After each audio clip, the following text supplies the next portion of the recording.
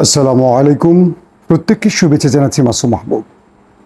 প্রিয় দর্শক, জামায়াত ইসলাম কি আগামীতে বাংলাদেশের ক্ষমতায় বসতে যাচ্ছে? এমন একটি প্রশ্ন এখন রাজনৈতিক বোদ্ধা মহলে। প্রশ্ন উঠতে পারে, জামায়াত ইসলাম ক্ষমতায় আসলে কিভাবে আসতে পারে? জামায়াত ইসলাম বাংলাদেশে ক্ষমতায় আসার মতো তাদের কি ভোট ব্যাংক রয়েছে? আর দ্বিতীয় যে প্রশ্নটি আসছে, জুলাইতে যে ছাত্র গণবিপ্লব হয়েছে বা ছাত্র বিপ্লব হয়েছে, এই বিপ্লবের নেপথ্যে মাস্টার মাইন্ড কে? বিএনপি না জামাত ইসলাম? সাম্প্রতিক সময় ঢাকা বিশ্ববিদ্যালয় ছাত্র শিবির সভাপতির যে প্রকাশটি আমরা দেখলাম সোশ্যাল মিডিয়াতে, পুরো দেশের গণমাধ্যম সোশ্যাল মিডিয়া হেলে পড়েছে। আসলে এই আত্মপ্রকাশের মধ্য দিয়ে ছাত্র শিবির বা জামাত ইসলাম জাতিকে কি বোঝাতে চেয়েছে? এর পেছনে জামায়াতের মূল নেপথ্য উদ্দেশ্য কি? এই দুটো বিশ্লেষণ আজকের ভিডিওতে করতে চাই। প্রথম আসি ছাত্র শিবির প্রসঙ্গে। বাংলাদেশের ছাত্র শিবিরের রাজনীতি অবৈধ কখনো ছিল না, তবে শেখ হাসিনা ক্ষমতায় বসার পর ক্রমান্বয়ে আমরা দেখেছি জামায়াত এবং শিবিরের রাজনীতি অঘোষিত নিষিদ্ধ হয়েছিল। জামায়াতের কোনো অফিস কার্যালয় কোথাও ওপেন ছিল না। জামায়াত শিবির কোনো অনুমতি নিয়ে প্রোগ্রাম করতে পারেনি। তবে কম বেশি প্রতিদিনই জামায়াতকে রাজপথে দেখেছি। হঠাৎ করে তারা একটা মিছিল করে আবার হাওয়ায় মিলিয়ে গেছে এবং প্রতি মুহূর্তে সোশ্যাল মিডিয়াতে জামাতের সমর্থকদের আমরা তাদের উপস্থিতি দেখেছি বা সরকারের বিরুদ্ধে তাদের যে সমালোচনা, সেগুলো আমরা দেখেছি। বিগত সময় আওয়ামী লীগের জোট ব্যতি রেখে বাকি যে রাজনৈতিক দলগুলো ছিল, তারা প্রত্যেকে মিলে চেষ্টা করেছে শেখ হাসিনা সরকারের পতনের। কিন্তু শেখ হাসিনা সরকারের প্রশাসন এত স্ট্রং ছিল যে কোনো একটি আন্দোলন সফল করতে পারেনি বিএনপি, জামাত বা তার জোট। একটা পর্যায়ে আমরা দেখেছি যে নির্বাচন ঘনিয়ে এলে বিএনপি তার দলের সিনিয়র নীতি নির্ধারকদের পরামর্শে জামায়াতকে দূরে ঠেলে দিয়ে কিছু বাম ঘরানার রাজনীতিক দলকে কাছে টেনেছে। আমরা যদি প্রথমে বলি যে কামাল মান্না, পরবর্তী কিবরিয়া, তার পরবর্তী আমরা যদি দেখি হিসেব করে যে তারা পুরোপুরি আমেরিকার উপর নির্ভরশীল হয়ে নির্বাচন করতে গেছে এবং পরপর 3টি নির্বাচনে বিএনপি হেরেছে। এমন পরাজয় বিএনপি এর আগে কখনো দেখেনি। যদিও এটিকে পরাজয় বলা যায় না, এটি হলো শেখ হাসিনার প্রশাসন দিয়ে একটা প্রহসনের নির্বাচন, বলা যায় কারচুপিপূর্ণ নির্বাচন, যেখানে কোনো সাধারণ মানুষ তার ভোটাধিকার প্রয়োগ করতে পারেনি। জনগণ ভোট দিলে সত্যিকার পারসেপশন বা আদৌ কি আওয়ামী লীগ ক্ষমতায় থাকতে পারত কিনা সেটা বোঝা যেত।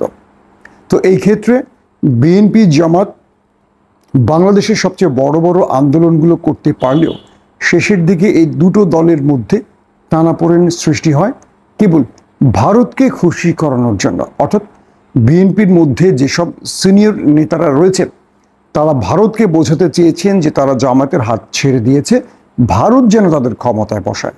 কিন্তু ভারত একসাথে দুটো খেলা খেলেছে। এক, তারা আওয়ামী লীগকে আবার ক্ষমতায় আনার চেষ্টা করেছে, অন্যদিকে বিএনপিকে বিভিন্ন ট্র্যাপে ফেলে জামাত থেকে বিচ্ছিন্ন করে বিএনপিকে একেবারে বিরোধী চেয়ারও থাকতে দেয়নি, বরং জাতীয় পার্টিকে চেয়ারে বসিয়েছে। কিন্তু একই ভুল বিএনপি পরপর 3বার করেছে। তারা কেবল ভারতকে খুশি করতে গিয়ে বারবারই তারা বিরোধী চেয়ার থেকে ছিটকে একেবারে নিচের কাতারে গিয়ে পড়েছে। তো বিএনপির এই ভুলগুলো জামায়াত বা ইসলামিক দলগুলো বিএনপির প্রতি একটা ক্ষোভের সৃষ্টি করেছে। তো যখন বাংলাদেশে কোনোভাবেই শেখ হাসিনাকে পতন ঘটানো যাচ্ছিল না, ফ্যাসিস্ট স্বৈরাচারের পতন ঘটছিল না, তখন সরকারি দল বা প্রশাসন বা সরকার বান্ধব সংস্থাগুলো তারা ধরে নিয়েছিল আর কখনো আওয়ামী লীগকে ক্ষমতা থেকে সরানো যাবে না। এবং বিএনপির মধ্যে তৃণমূল থেকে একেবারে উপর পর্যন্ত মানুষের হতাশার সৃষ্টি হয়েছিল। কিন্তু আশা ছেড়ে দেয়নি জামায়াত এবং ইসলামী দলগুলো। তারা বিভিন্নভাবে চেষ্টা অব্যাহত রেখেছে। সর্বশেষ যে ছাত্র অভ্যুত্থান হলো বা ছাত্র জনতার অভ্যুত্থান হলো, আমরা ইতিমধ্যে যে সমন্বয়কদের তালিকা দেখতে পাচ্ছি, আমরা বুঝতে পারছি এটা নেপথ্য থেকে মূল মাস্টার মাইন্ড ছিল জামাত ইসলাম। এটা আমার ধারণা এবং সাম্প্রতিক গোয়েন্দা তথ্যগুলো তাই বলছে। এই আন্দোলনে সবচেয়ে বেশি সোচ্চার ছিল, অর্থাৎ মাঠে ফাইটিং মুডে ছিল বিএনপি, কিন্তু নেতৃত্ব ছিল সমন্বয়কদের হাতে। আর এই সমন্বয়কদের অধিকাংশই ধারণা করা হচ্ছে জামাত শিবিরের। আর সে কারণে সরকার যতই চেয়েছে এই আন্দোলনকে থামিয়ে দিতে, এই আন্দোলনকে ভিন্ন খাতে নিতে, যত প্রকার সরকারের প্রশাসন যন্ত্র চেষ্টা করেছে, ব্যর্থ হয়েছে। কারণ এই আন্দোলনটির কেন্দ্রে বা নেতৃত্বে বিএনপি কেউ ছিল না।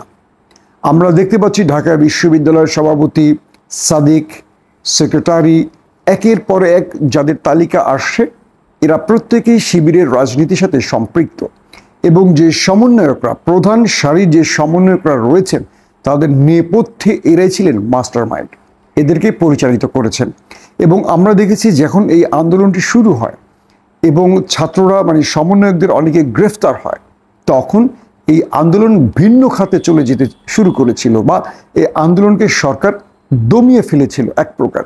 এবং অনেক সমন্বয়ক আন্দোলন থেকে ফিরে যেতে চেয়েছিল যখন শেখ হাসিনা বলেছিলেন বা যখন আদালত এই কোটার বিষয়ে একটা সঠিক রায় দিয়ে বসেছে যে 5% ব্যতি রেখে আর কোটা থাকবে না, মাত্র 5%-এর একটা কোটা থাকবে, এই নির্দেশনা আদালত থেকে আসে।